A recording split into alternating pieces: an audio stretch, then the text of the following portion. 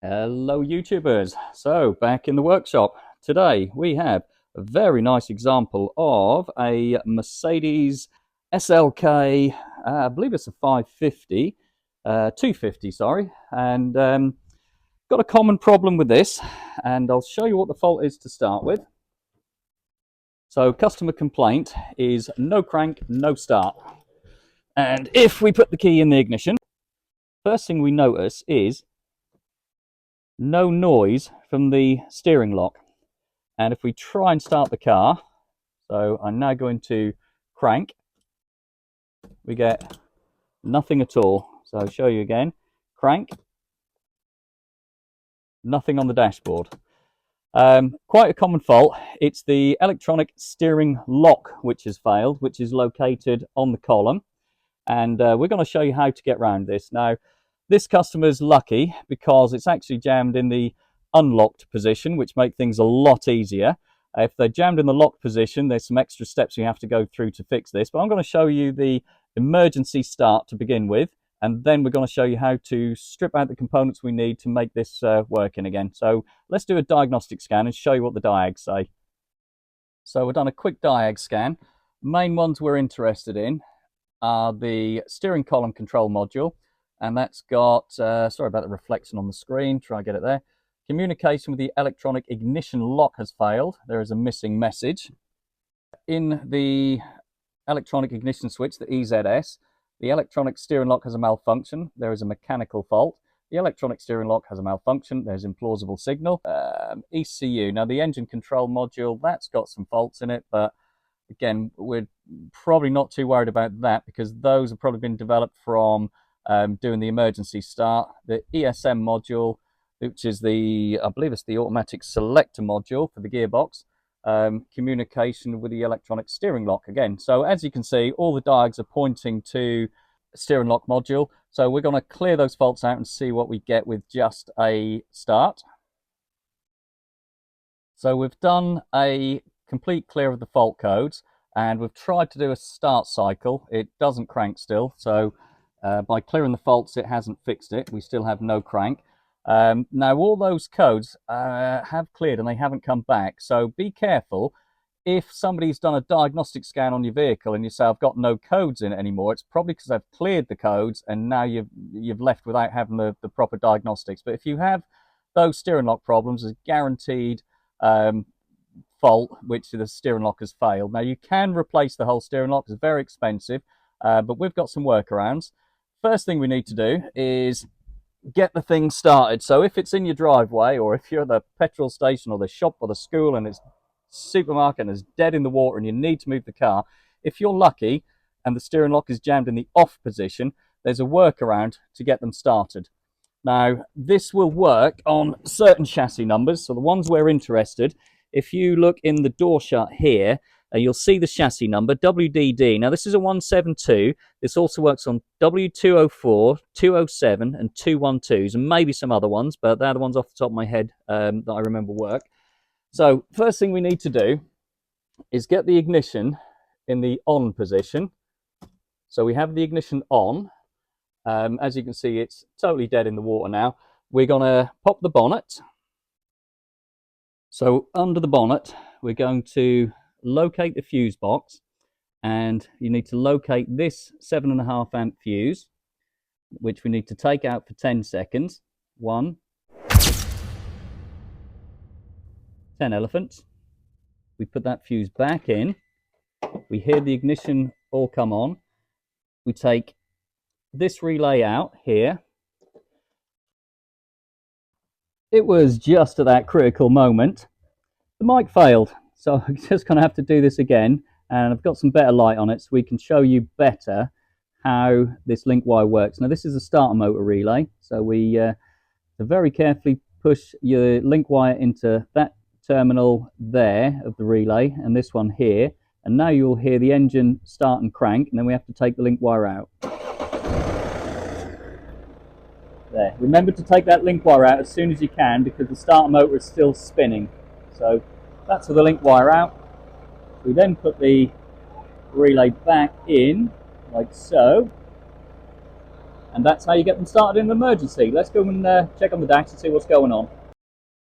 So that leads us to the important question of how do we fix it? Many different ways of fixing it. One is to fit a new steering lock, which is a lot of work, or you can take the steering lock off, send it off for repair. We don't actually repair them, but what we supply are emulators. Now, these are emergency start emulators, that's what they're sold as, but most people leave them in forever because they are that reliable.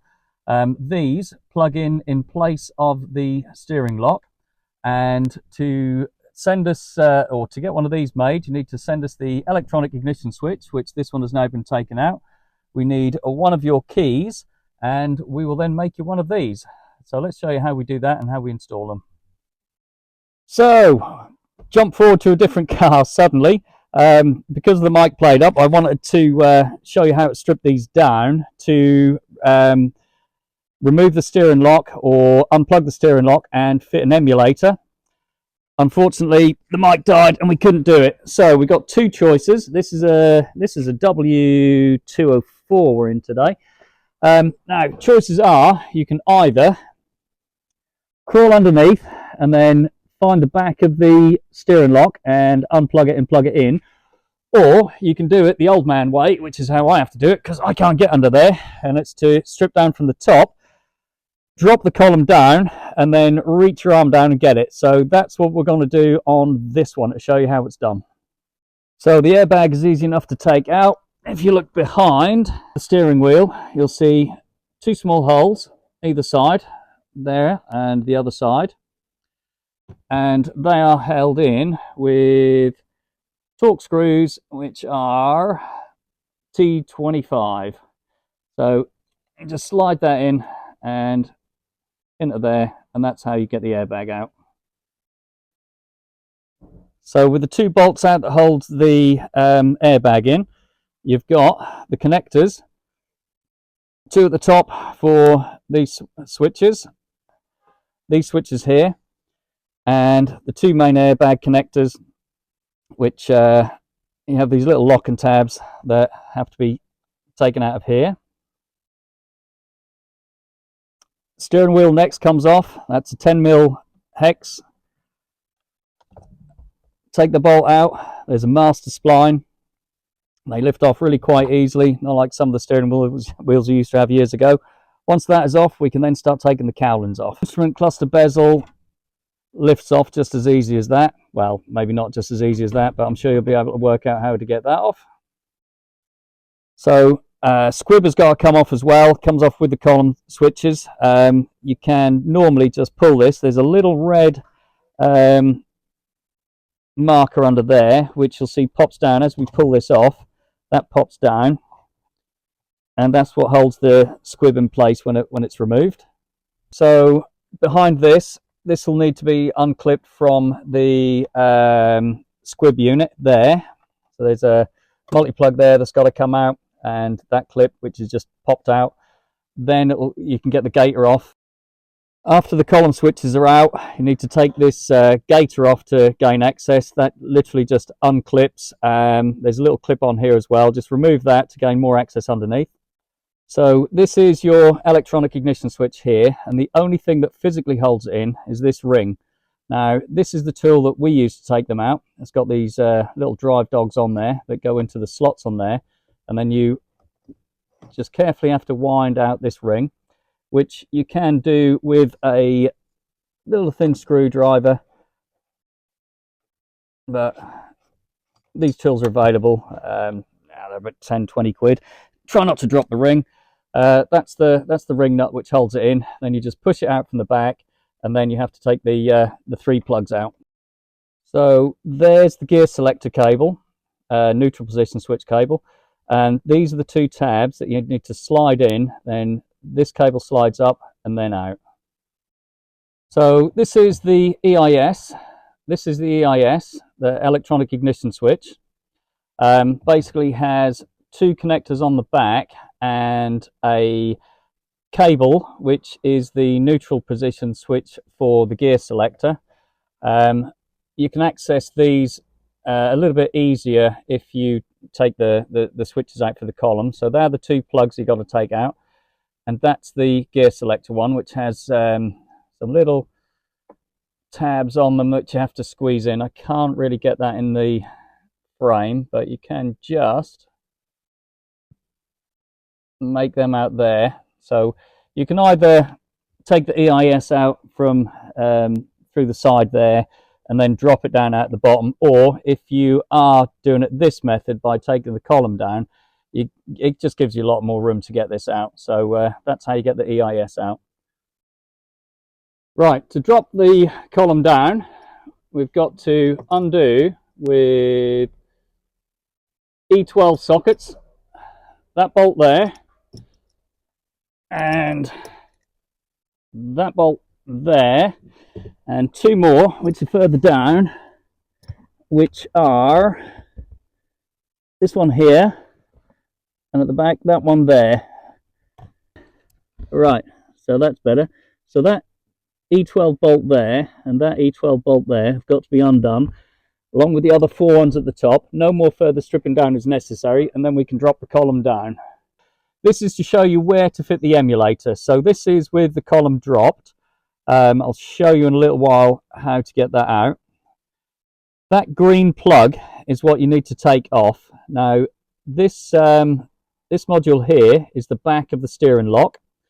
It's that you have to take out, that plug, and then the emulator here, which has the same connector as the steering lock, plugs in place of the steering lock, and then you just have to cable tie up out of the way using this, and that's for 204, 207, 212.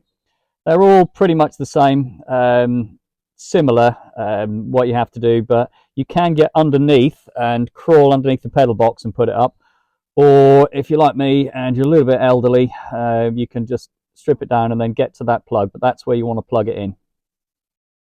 So to make an emulator, these are the parts you're going to need to send us: your electronic ignition switch and your key, and then we'll make the emulator up. So currently this emulator is not programmed to this switch, and there's a little LED on there. So if I put the key in the ignition, you'll see that it stays red, and if I turn the ignition on, it stays red all the time. And also we have a test process, and you see the top lines are the ignition switch and the bottom lines are the steering lock emulator. And as you can see, as I turn the ignition switch, you see the top lines go. So ignition on, you see the check boxes go across the top. Now once it's programmed, we'll see these check boxes across the bottom all correspond as well. So let's set about programming one of these.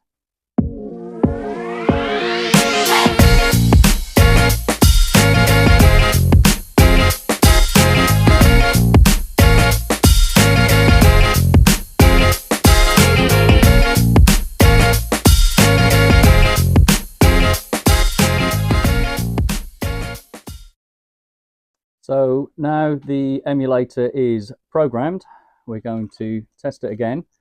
So this time, when we put the key in the electronic ignition switch, we hear the sound from the emulator and the light is green. And as we turn the ignition switch, it stays green.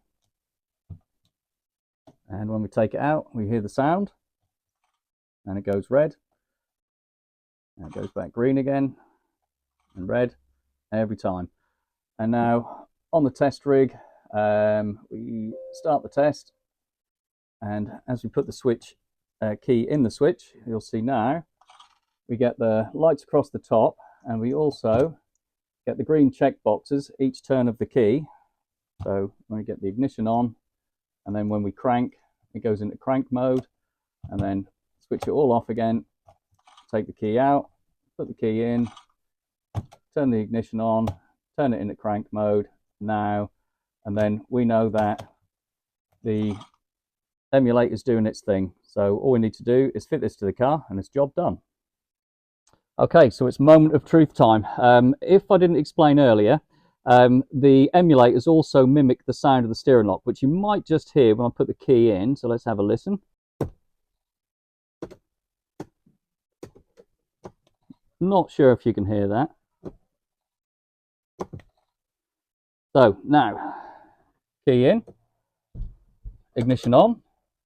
We now have all the needle sweep, all the lights on, and boom, she's away. So last thing to do is scan and clear all the fault codes. There we go. All the fault codes are clear now, even the other ones which I didn't think were anything to do with the system. They're totally clear. So last thing to do is one last start up. So key out of the ignition, into the ignition. Whoops, drop the key on the floor. Good job. Key into the ignition. Start it up. And we have no warning lights. So, job done. Thanks for watching the video. Do the usual. Click the like, the subscribe, the share. Come and see us at ecuconnection.co.uk where you can find this service and thousands of others. Until then, I'll see you on the next video.